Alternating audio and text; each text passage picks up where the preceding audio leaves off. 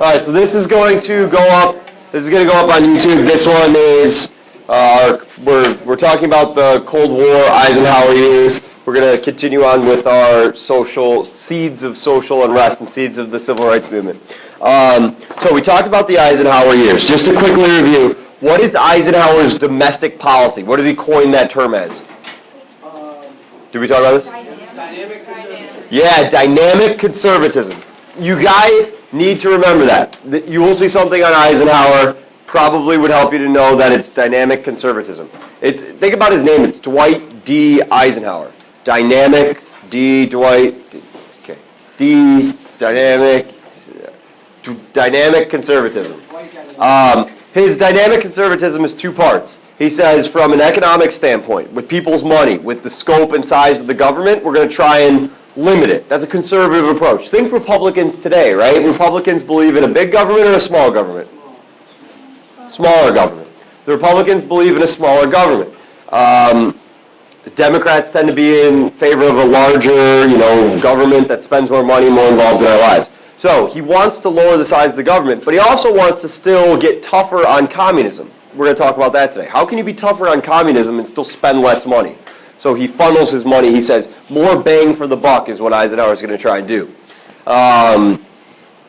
So we talked about seeds of social unrest and social unrest. We went through Jackie Robinson, right? We did that?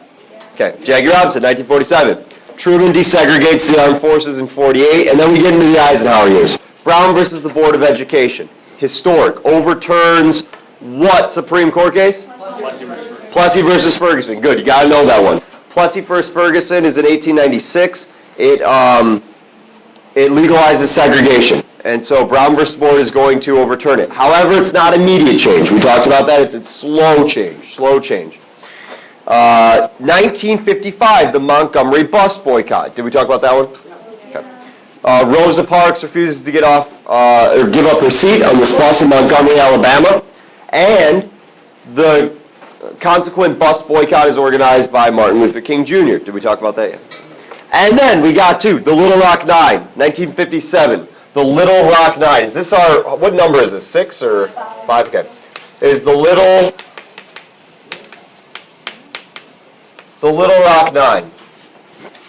Now, this is one of the more famous, one of the more popular stories in the beginnings of the civil rights movement.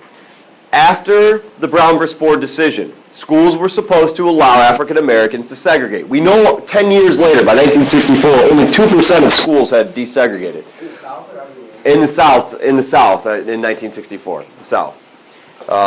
Many northern schools were already desegregated. Some though, it's what we call de facto versus de jure segregation. So de jure means by law, like segregation by law. De facto is when segregation kind of just happens. If you went to like Detroit Cody High School, you're not gonna see a lot of white folks there. Consequently, when you come to Divine Child, we don't see a lot of diversity in Divine Child. That's de facto segregation, when it just kind of happens because people tend to congregate with like people. Does that make sense? So anyways, I'm about to sneeze. I can feel it coming out. Uh-oh, here it is. Big one. I wonder what that'll sound like on the mic. Oh no, it feels terrible. But it is a good feeling.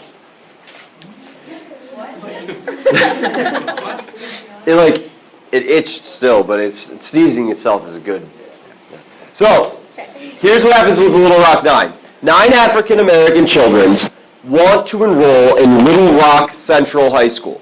It's in Little Rock, Arkansas. This happens in Arkansas. Is it AR or AK? I think it's AK.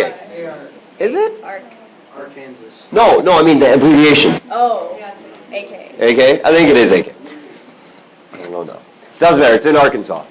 And what happens is, here's the cool part about this story, is Eisenhower's response. The governor of Arkansas, Governor Faubus, F-A-U-B-U-S, Governor Faubus refuses to let these kids enroll. He's so adamant about it that he threatens to activate the Arkansas the National Guard that's stationed in Arkansas. So we have a National Guard that's troops around the whole country. Arkansas supplies troops. He threatens to activate these troops to block and enforce this rule that these African American kids will not be enrolling in this school. Eisenhower is furious about this, absolutely furious. In his mind, number one, it's law of the land. The Supreme Court has made the decision, if these 9 African American kids want to enroll there, they should be able to, in Little Rock Central High School. Secondly, he is furious because this is a flagrant denial of, no, it's not a denial. It's a flagrant flying-in-the-face event action by Faubus saying that national supremacy is not as important as state supremacy. Eisenhower he's a military guy. He's not going to let a state, right, defy national supremacy. So, yeah. So basically, they just like nullified it. They're like, It's kind of like a nullification thing. Yeah, is they're refusing to abide by the Supreme Court ruling. But it's not only are they refusing to abide, to desegregate, they're directly not letting these African American children do so. So what Eisenhower does is he orders the same troops that Governor Faubus was going to bring in to block these children from enrolling and their families from enrolling, to escort the children to enroll. He says, no, you were going to show up and you were going to allow them to enroll. And all of them call in sick. Not the students, but the troops, the National Guard troops call in sick on that day in Arkansas because they don't want to listen to Eisenhower.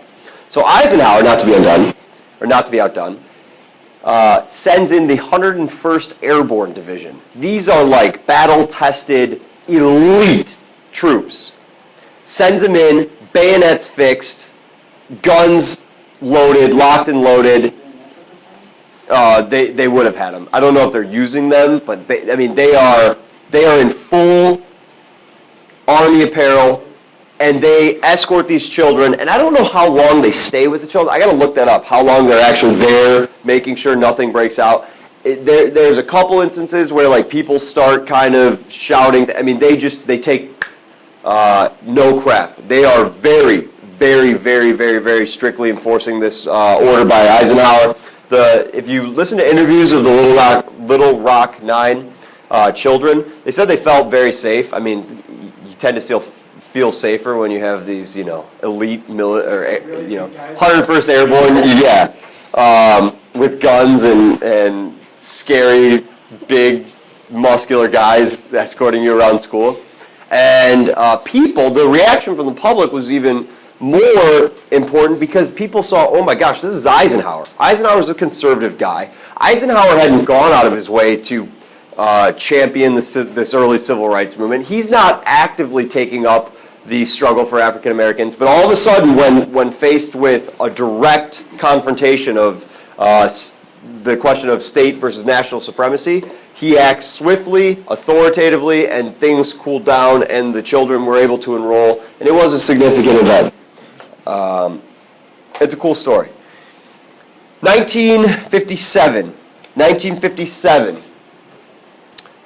There's yeah. what year was Little Rock?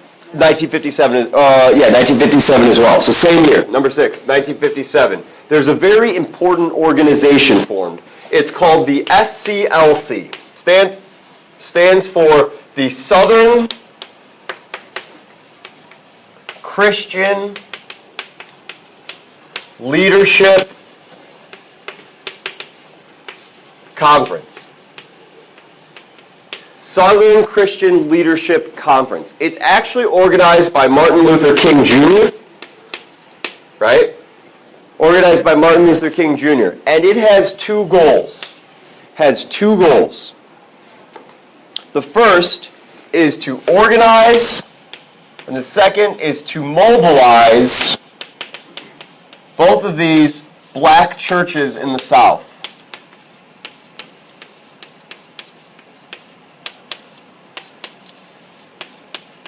It tries to organize and mobilize black churches in the South to cooperatively pursue civil rights or pursue equality for African Americans. The reason that this is so important is one of the few freedoms that African Americans enjoyed relatively unhindered is church. They were denied voting rights. They were discriminated against legally, but the black churches were pretty strong organizations in the South. And so getting these black churches collaborating together and working together on civil rights was a very effective, what I call a vehicle for change. Have you heard me use that term before, vehicle for change?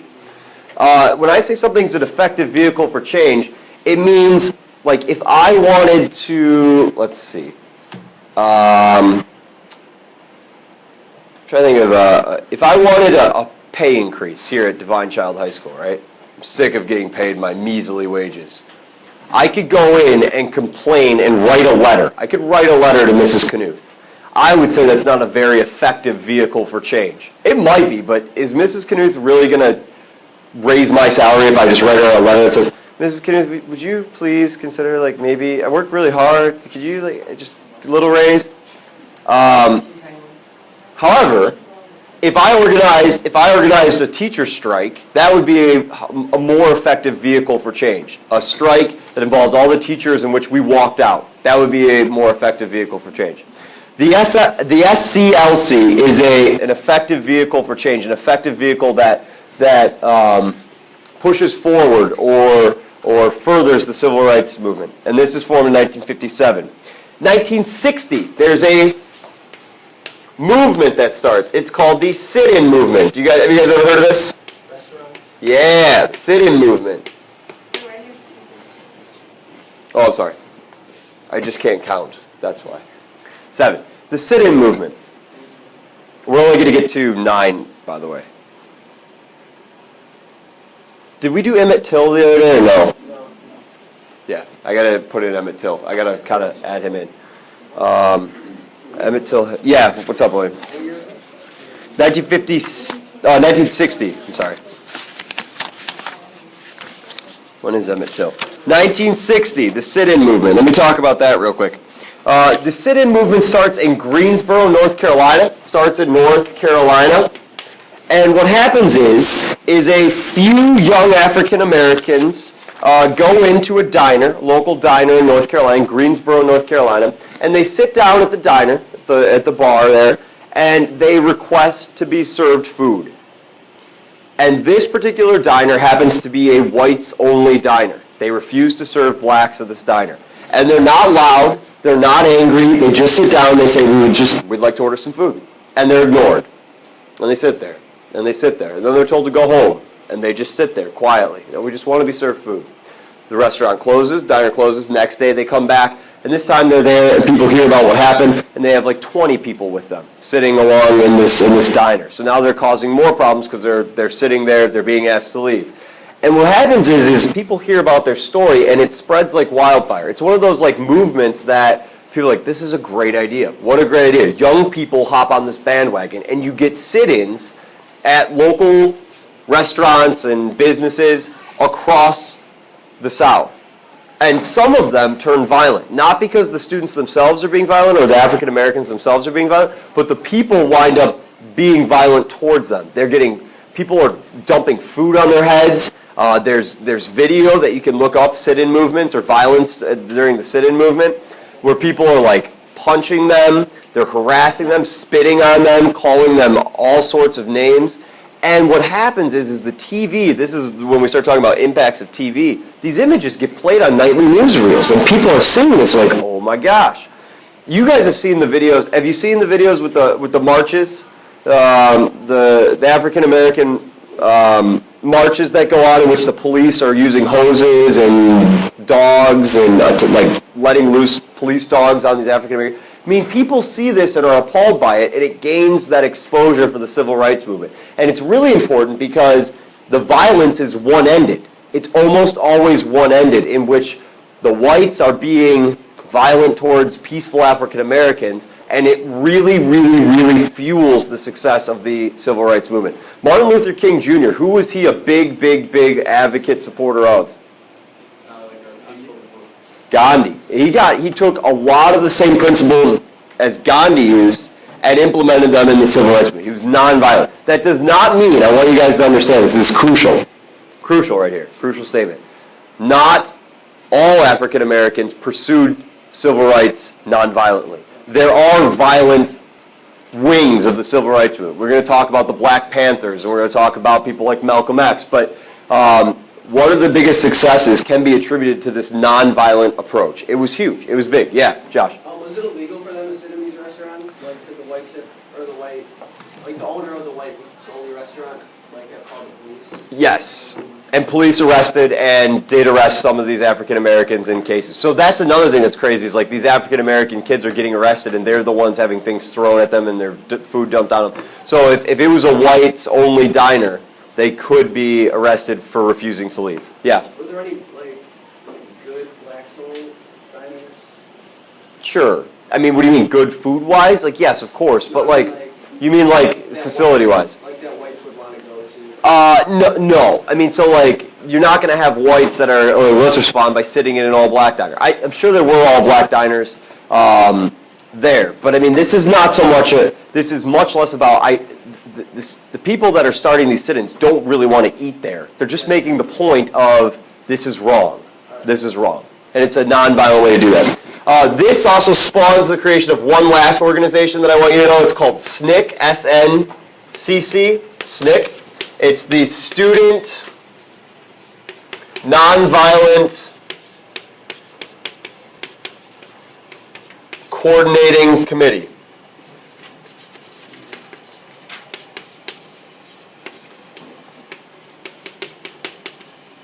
Student Nonviolent Coordinating Committee. So, if you had to talk about these in an essay, which is possible, if you had to talk about these in an essay, talk about early seeds of the civil rights movement. You talk about the Little Rock Nine, you talk about Jackie Robinson being a very early, having a very big impact early on in the late 1940s. Talk about Truman desegregating the armed forces and how Korea was the first war where our troops are fighting interracially, or fighting together. I shouldn't say each other, but together.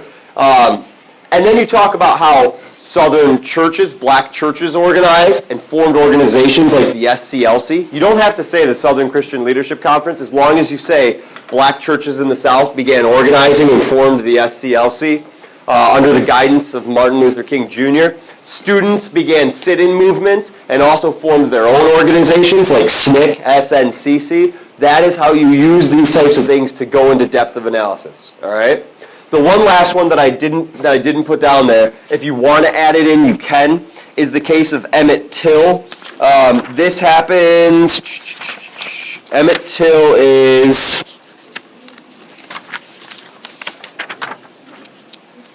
where is it? Where are you, Mr. Till?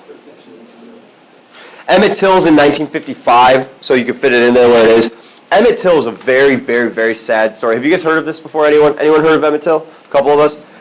What happened with Emmett Till, and there's stuff online that you could go look up, and it's shocking, but it's shocking. No. Emmett Till is a young boy. I think he's 12 or 13 years old from Chicago. So he's been shielded from some of the worst of the racism and segregation in the South. He goes to visit to spend a summer with his uncle down in Mississippi. And he goes down to Mississippi, and here's a Chicago kid that's used to being treated a certain way. And the way the story goes, apparently he whistled at a white store clerk in a Mississippi corner store, like a little corner store, which is a big no-no in 1955 Mississippi. The woman that was behind the counter told her husband, the husband and a friend, or maybe a relative, I can't remember, showed up to this kid's house. It was on a dare, supposedly, like his friends dared him to, and he said he would do it, and they're like, no, you wouldn't, and he did. But that's all, it doesn't matter. But the story goes that he whistled at this lady. The guy, the husband, and another accomplice pull him out of his bed. They barge into the uncle's house, pull Emmett Till out of his bed. They take him, put him in the truck, beat him up, drive him out to the backwoods of Mississippi, beat the living pulp out of him, like just absolutely beat him with not just their fists, but heavy objects. And they then shot him in the head and left him for dead in a pond. And it wasn't until a couple days later that they found him. The reason it gained so much national attention is not because of what happened. That happened not all the time, but that things like that had happened in the South. There were lynchings in the South. Why it made national news is his body was sent back to Chicago, and the mother held an open casket funeral. And so she invited every newspaper in the Chicago area to come and take photographs as the procession came through town in Chicago. And so this boy's, I mean, think about it. He had been beaten, shot, and basically laying in water for days. And these pictures are just posted or pictured in newspapers. And again, it's that shock value. It shows some of the horrors of racism in the South. Yeah. Those are online. Yeah, you can go online if you search Emmett Till. I showed last year's kids. I think it was kind of a mistake. I mean, they're graphic, very graphic. So I mean, it doesn't even look like a person. But I mean, if I would advocate for you, if you feel comfortable that kind of seeing violent images, to do so, I can't do justice to the story without showing the images. So if you want to, go ahead. Emmett Till, E-M-M-E-T-T, Emmett Till. E-M-M-E-T-T, and then Till is T-I-L-L, yeah. Weren't the guys found not guilty? Yeah, well then that's the next part, is they admitted to it, basically. But then in court they were found not guilty by an all-white jury. They deliberated for, I think, like 15 minutes and were found not guilty. And it was just, people were outraged. People were outraged. All right, that's all the social unrest. We talked about the Red Scare, yes? We did a little bit. I think we took a few notes on the Red Scare. The only other two pieces of social unrest that I will tell you guys about is Eisenhower, which this is a very conservative move on his part. He tried to roll back gains that Native Americans had made under the New Deal. Do you guys remember the New Deal, how we talked about that there was considered the Indian New Deal, the New Deal for Indians, in which they were allowed to embrace their tribal identity, and it kind of overturned the Dawes Act? Eisenhower attempted to go back towards a Dawes Act strategy with Native Americans. He tried to force tribes to assimilate and offered government money for tribes to give up their land and tribal identity. It caused a lot of protests. You'd never have to write an FRE about it, but you could use it as outside evidence. The government abandoned Eisenhower's policy in the late 50s with Native Americans to this extent. The other one is Eisenhower deported over 1 million illegal Mexican immigrants. Eisenhower deported over 1 million illegal Mexican immigrants in 1954. So just two other pieces of social unrest. Yeah. How often do we deport communities? Well, we do. So if there was an illegal Canadian living in Michigan and applied for work, they could be deported. The problem is they're Canadians look and for the most part sound like Americans. So the real heart of the issue with illegal Mexican immigration is that there are many instances of Hispanic Americans being sought out and harassed and pulled over. A place like Arizona. I told you guys a story about me and the checkpoint in Arizona, the lady and the girl that got told to get out of the car, and the young daughter who has to. I think I told you guys about this. I did. All right. From the other domestic standpoint, so we're going through domestic policies, right? With Eisenhower, that was all under that tab, correct? Yes. That thing. Did we talk about dynamic conservatism and all the three things with that? Did I talk about how? Oh, okay. So I have two more things, just two more. So the social unrest, was that A? Is that what you wrote down for point A? How did we structure? I can't remember. Except the civil rights movement. Was A? Yeah. Yeah. Okay.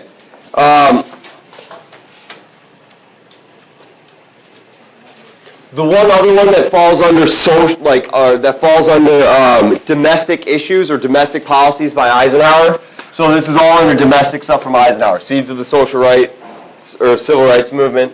Another one is just a thing that you need to know, which is the Interstate Highway Act.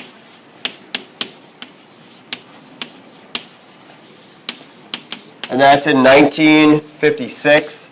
The reason we have most of the major interstate highways that we have today is because of Eisenhower. There was 2 points to this. One, be able to get military supplies and troops across the country quickly in case you have to respond to some type of atomic or nuclear strike. 2, to evacuate people quickly. You want to be able to get citizens out of places quickly, and you want the country to be interconnected so we can get troops and military personnel to places quickly. Does that make sense? It also, what would be an indirect effect of the Highway Act? What does it fuel? What are the trends that we talk about? I heard it.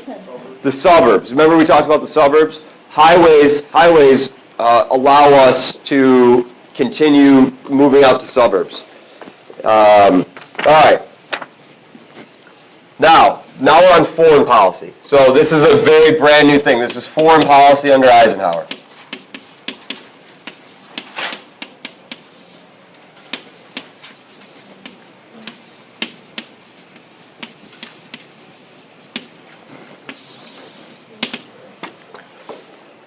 The foreign policy under Eisenhower.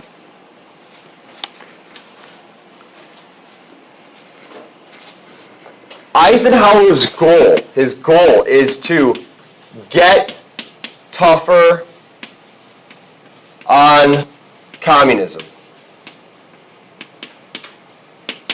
That does not mean he wants to increase tensions with the Soviet Union necessarily. I'm going to say that again. He wants to get tougher on communism. That doesn't mean the Soviet Union necessarily. He's actually going to, the year that Eisenhower goes into office, what year does Eisenhower go into office? 53. That same year, a new leader takes over in Russia because Stalin dies. So the same year that Eisenhower, 1953, right? 1953, the same year that Eisenhower becomes president, same year, a guy named Nikita Khrushchev, Khrushchev. How about that for a spelling? Khrushchev. Nikita Khrushchev becomes leader of the USSR. 1953. So there's this hope during the Eisenhower years that maybe the Cold War tensions can die down a little bit because we could have some negotiations. There's actually several different times that Khrushchev and Eisenhower sit down face to face. There's a Geneva conference, I think in 53. Eisenhower invites Khrushchev to come to Camp David. Do you guys know, have you heard of Camp David before? It is the president's summer getaway, essentially. It's in Maryland. It's where the president can go. It's a very, very secure compound. It's a place where the president can go and get away. They have meetings there with important people. There's the Camp David Accords under Jimmy Carter, which we could talk about. But even though these two guys meet, I want you to know that the Cold War tensions are still high throughout most of the 50s. Overall, in the Eisenhower years, 53 to 61, the Cold War tensions remain tense. Cold War tensions remain tense. Although there are times where they try and meet, they're just fundamentally different. And they don't get a lot better. So, get tougher on communism, and then the second part is, but spend less money doing so. And I'm going to talk about how he goes about doing this. And this is important because this is the crutch of Eisenhower's policy in the Cold War. Yeah? Question or no? No, who was after Nikita Khrushchev? We'll talk about it. I don't want to give you the name because I just want to do it one at a time so you don't associate it. On Friday, we'll talk about it. Yeah? What did he do domestically against communism? Domestically against communism? Eisenhower's got a deal. So this is when the whole Red Scare thing's still going on. So you got McCarthy, you got Nixon. His vice president's Nixon. Nixon's a red hunter who's hunting out. He is taking a tough tone against communism and to weed out communists. Eisenhower is not going to be leading communist crusades in America. We have senators and we have Congress has its own committee during this time period. It's called the HUAC committee, the HUAC committee. It's the committee on like the House of Un-American Affairs Committee or something like that, or the House's Un-American Affairs Committee.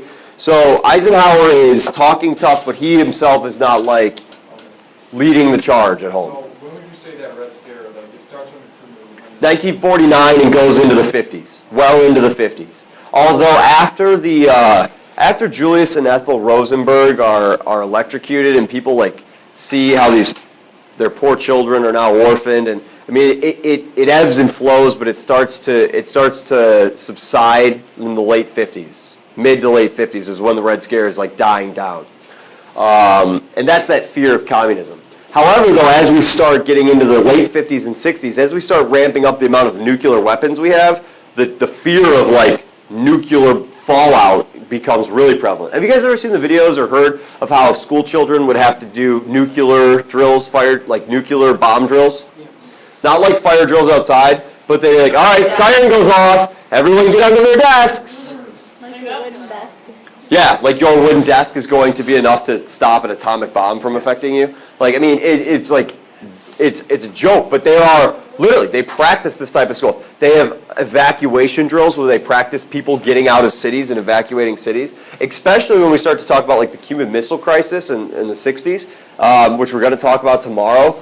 I mean, this fear of nuclear fallout or world war in which it's just like launching nukes at each other is terrifying, yeah. No. Okay. The space race amplifies these fears, by the way. It's like, oh my gosh, the Russians launched a satellite. What if they bombed us from space with nuclear weapons? Oh my God, it's very terrifying. So, Talk about this space. yeah, we will. We'll talk about it tomorrow, very beginning of tomorrow. We're not going to get 48 we get out today? Okay, yeah. What are we going to be doing after that class? Are we going to be learning? Because I know we have like, do we have a plan or something?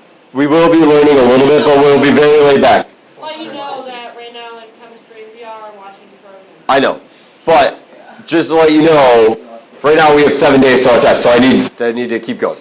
So, all right, there's a couple people you need to know. One person, multiple choice question type person, or you could use him as evidence, is the new Secretary of State. His name is Dulles, D-U-L-L-E-S, John Dulles. You probably should recognize his name. I always remember his name because he was a very serious person, and people who were not a fan of him,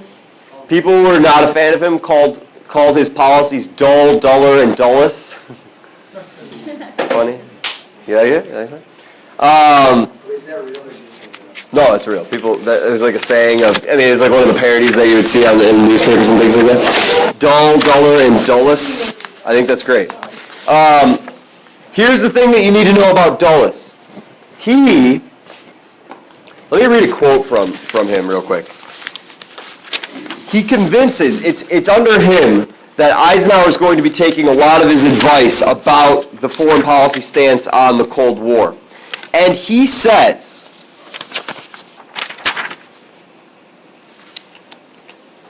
where is it?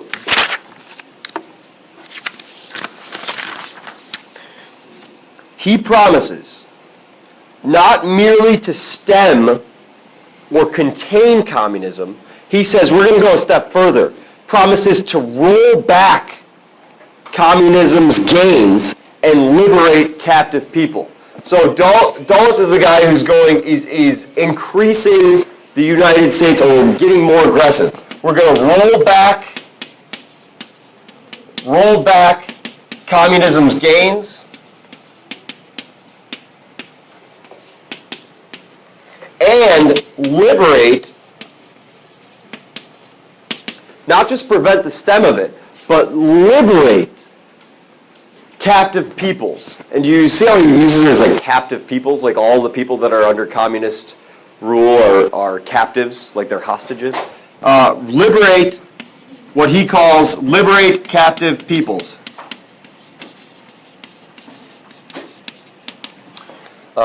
This is especially true after Korea. So remember, the very first thing that Eisenhower has to deal with is Korea. The Korean War ends in 1950. Who's that? Oh. Hi. So,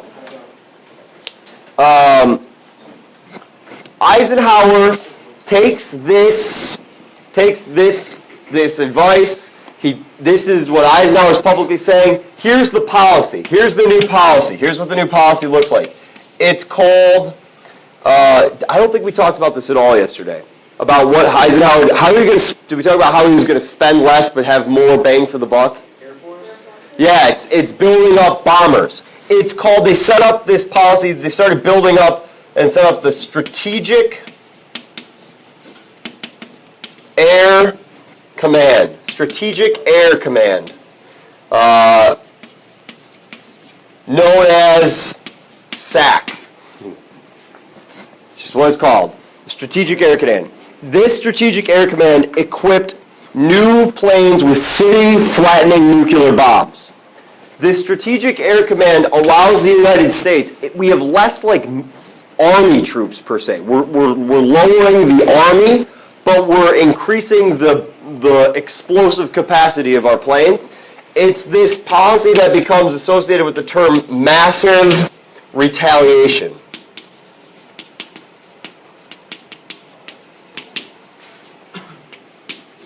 Right?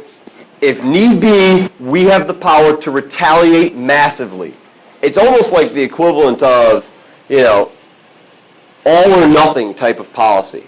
It gives us less options. Well, we can't really send in troops, but we could blow your whole city off the face of the planet. Yeah, Casey. Wait, so what is it? It just things like planes, bombs? It is just spending the money that we spend on the military. It's taking money that we would normally spend on like army troops, and we build more planes capable of dropping nuclear bombs. We're arming planes with nuclear weapons, all right?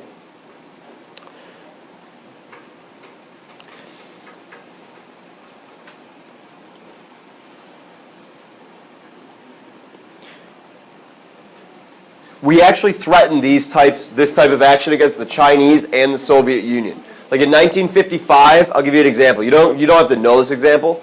The Chinese were bombing they were bombing. Have you ever heard of Taiwan, the Taiwanese islands?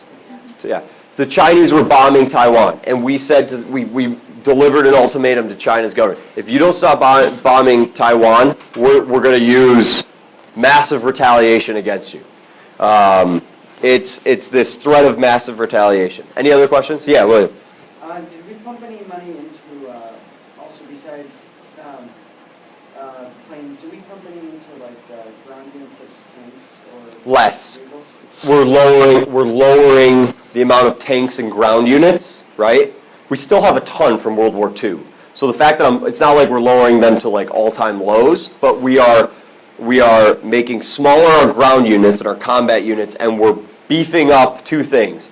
These planes that are capable of dropping nuclear bombs, and also increasingly rockets, right? Rockets that can launch things into space. This is going to be the time period we start NASA. NASA's created under Eisenhower. And we'll talk about that in the space race. Yeah, Josh. Does massive retaliation always mean nuclear? Yeah. Or sure? Yeah. It's more like a scorched earth kind of mindset. Yeah. Yep. All right. It would be like, it's the difference between in school and class. If I caught you cheating on a test, it's the difference between saying, if I catch you cheating, I hold the right to give you a 0 on the test, or flunk you from the class. And saying, if I catch you cheating on the test, the only option I have is to fail you out of my class. Does that make sense? Like if I caught you cheating on in a test, or on a test, if I caught you cheating on a test, I would probably say you're going to get a 0 on this test. And if you do it again, I might fail you in the class.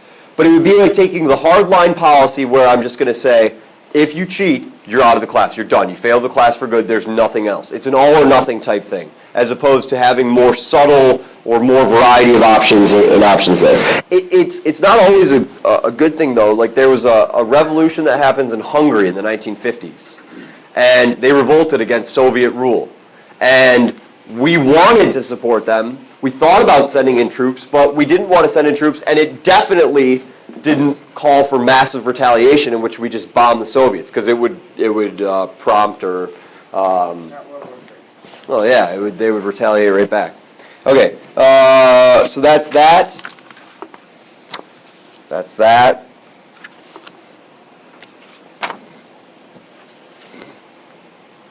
Four minutes, 5 minutes. Okay, will you please try and hang in there for 5 minutes?